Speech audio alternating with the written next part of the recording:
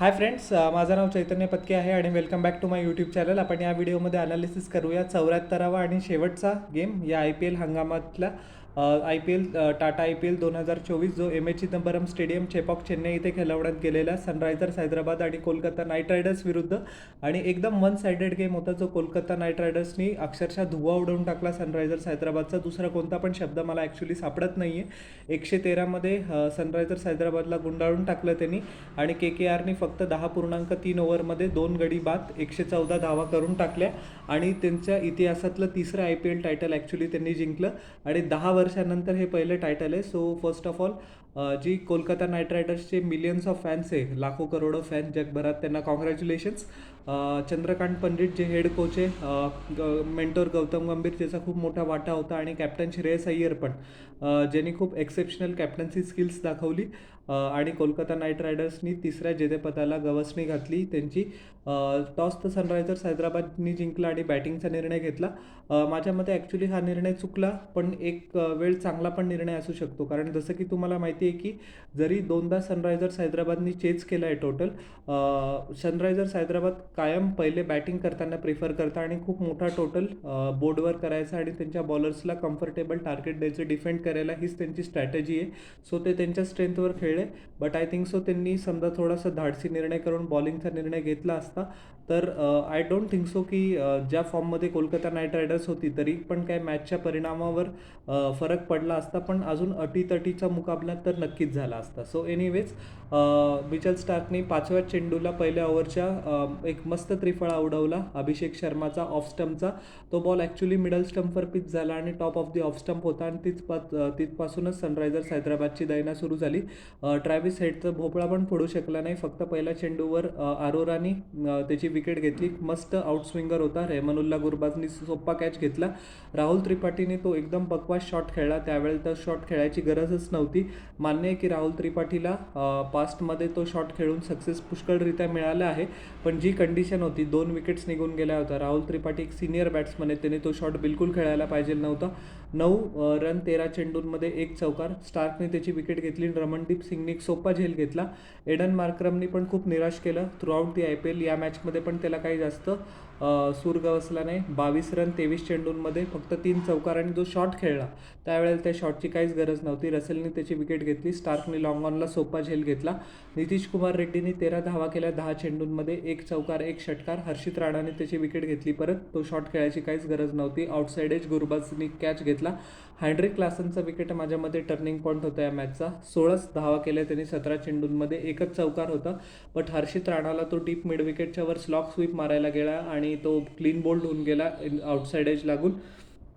So that was the turning point. आणि नंतर तर पूर्ण फ्री फॉलच होता. शाहबाज अहमद 8-7 चेंडूंमध्ये 1 षटकार. चक्रवर्तीने विकेट घेतली. सुनील नारायणने सोपा कॅच घेतला. अब्दुल समदला फक्त 4च धावा करता आल्या. आंड्रे रसेलने त्याची विकेट घेतली. रेहमानुल्ला गुरबाजने कॅच घेतला. पॅट कमिन्सने थोडीशी इनिंग सावरायचा प्रयत्न केला, पण तोपर्यंत खूप उशीर होऊन गेला होता. 24 रन 19 चेंडूंमध्ये 1 षटकार 2 चौकार. रसेलने त्याची विकेट घेतली. स्टार्कने दुसरा झेल घेतला लॉंग ऑनला.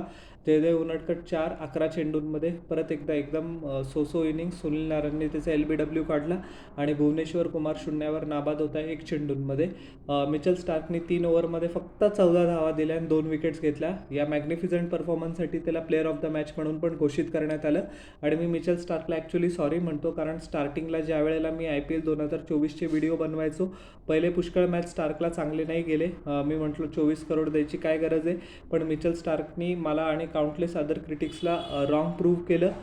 एक्झॅक्टली ज्या वेळेला पीक होण्याची गरज होती, क्वालिफायर 2मध्ये पण तो मॅन ऑफ द मॅच होता आणि प्लेऑफमध्ये पण तो मॅन ऑफ द मॅच झाला. IPLच्या इतिहासात पहिल्यांदा झालं की 2 नॉकआउट गेम्समध्ये कन्सिक्युटिव्ह एक प्लेअरला मॅन ऑफ द मॅच मिळालेला आहे, क्वालिफायर 2 आणि फायनलला. So Mitchell Starc class remains permanent. Hats off to हिम.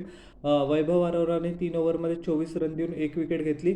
हर्षित राणाने तर उत्कृष्ट अक्षरशः कहर डाऊन दिला फायनलमध्ये. 4 ओव्हर 1 मिडन 24 धावा 2 विकेट्स. सुनील नारायणनी पण स्टंप टू स्टंप मस्त मिडल ओव्हर्समध्ये बॉलिंग केली, ज्याची आपल्याला आता अपेक्षाच झालेली आहे. 4 ओव्हर 16 रन 1 विकेट. आंड्रे रसेलने 2.3 ओव्हरमध्ये 19 धावा दिल्या आणि 3 विकेट्स घेतल्या. त्याने पण बॅक एंडमध्ये खूप चांगला परफॉर्मन्स केला आणि चक्रवर्तीने 1 विकेट घेतली फक्त 9 धावा देऊन 2 ओव्हर्समध्ये. 114चं टार्गेट होतं. कोलकाता नाईट रायडर्सने फक्त 10.3 ओव्हरमध्ये चेस करून टाकलं. 11 एक्स्ट्राज दिले. रेमनुल्ला गुरबाजने 39 धावा केल्या 32 चेंडूंमध्ये, ज्याच्यामध्ये 2 षटकारांचा समावेश होता आणि 5 चौकारांचा समावेश होता. कट शॉट, स्लॉग स्वीप त्यांनी खूप चांगल्या पद्धतीने खेळला. शाहबाज अहमद तो LBW झाला. सुनील नारायणचा स्टे खूप इव्हेंटफुल होता. पहिल्या बॉलला त्यांनी डीप मिड विकेटच्या वर पॅट कमिन्सला षटकार लगावला. दुसऱ्या बॉल्सला पॅट कमिन्सनी back of the length bouncer टाकला, टायमिंग झालं नाही आणि शाहबाज अहमदनी विकेट घेतली. त्याच्यानंतर तर व्यंकटेश अय्यर शोच होता. फक्त त्यांनी 26 चेंडूंमध्ये 52 धावा केल्या, एक्झॅक्टली 200चा स्ट्राईक रेट, 3 गगनचुंबी षटकार, एक तर स्क्वेअर लेगच्यावर शॉट होता, तो माझ्यासाठी शॉट ऑफ द टॉर्नामेंट होता आणि 2 डाऊन द ग्राउंड षटकार ठोकले, 4 चौकार पण मारले. तो नॉट आऊट होता. विनिंग रन्स पण व्यंकटेश अय्यरच्याच बॅटनी आले आणि श्रेयस अय्यर नाबाद होता 6-3 चेंडूंमध्ये 1 चौकाराच्या मदतीने. 2 ओव्हर 25 धावा, 9 wicket for Bhuvneshwar Kumar. I think त्याचा म्हणजे ग्राफ खालीच चालला आहे करिअरचा.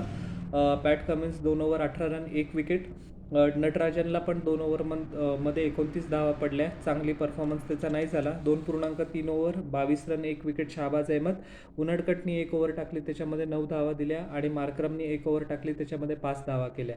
So congratulations as I said once again to KKR. Rinku सिंगनी पहिल्यांदा इंग्लिशमध्ये बोलायचा प्रयत्न केला. आंड्रे रसेल तर अक्षरशः डसाडसं रडत होता. जसं की तुम्हाला माहिती आहे की त्याने आधीच्या इंटरव्ह्यूजमध्ये पण खूप वेळेला बोलून दाखवलं होतं की त्याला KKR सोबत एक टायटल तरी जिंकायचं आहे. ते त्यांनी परत एकदा करून दाखवलं. आणि काय म्हणतात त्याला, सुनील नारायण हा player of the tournament adjust झाला. त्याला पण खूप मोठं कॉंग्रॅच्युलेशन्स. जसं की मी तुम्हाला सांगितलं होतं की सुनील नारायणला स्वतःच्या बॅटिंग ॲबिलिटीजमध्ये एवढा कॉन्फिडन्स नव्हता. तो म्हटला की मी ओपनिंग नाही करत, बट गौतम गंभीरने ॲक्च्युली त्याला फोर्स केलं. So kudos to Gautam Gambhir as वेल. कधी कधी एका प्लेअरला फक्त राईट गायडन्स, राईट पोटेन्शियलची गरज असते, त्याचं पोटेन्शियल नीट शाईन होण्यासाठी. आणि गौतम गंभीरनी सुनील नारायणला बॅक केलं, ज्या वेळेला सुनील नारायण पण त्याच्या ॲबिलिटीमध्ये बिलीव्ह नव्हता करत. रिझल्ट काय झाला, त्याने brisk start throughout the season KKRला दिला आणि त्याची बॉलिंग मॅग्निफिजंट होतीच. सो KKR पण जिंकली आणि त्याला प्लेअर ऑफ द टॉर्नामेंट म्हणून पण नेमण्यात आलं. So hats off to Gautam Gambhir as वेल. आणि तुम्हाला ओव्हरऑल माझे ॲनालिसिस या IPL सीझनचे कसे वाटले जरूर नक्की मला कॉमेंट सेक्शनमध्ये सांगा, या मॅचचे इन पर्टिक्युलर. आणि न विसरता माझ्या यूट्यूब चॅनलला लाईक, शेअर आणि सबस्क्राईब करा आणि बेल आयकॉन प्रेस करा पुढच्या नोटिफिकेशनसाठी. आपण भेटूया नेक्स्ट व्हिडिओमध्ये. Till then everyone, bye.